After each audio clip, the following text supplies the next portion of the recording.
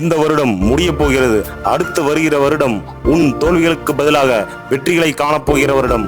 நீ துன்பத்தோடு கலங்கி நின்ற அத்துணை நாட்களும் மகிழ்ச்சியும் நிம்மதியும் ஊற்று தண்ணீர் போல் பெருக்கெடுத்து உன் சந்தோஷத்தின் நாட்களை நீ காணப்போகிறாய். நீ தேவனை விட்டு விலகி போகாமல் அவர் கரத்தை மட்டும் பிடித்துக்கொள்.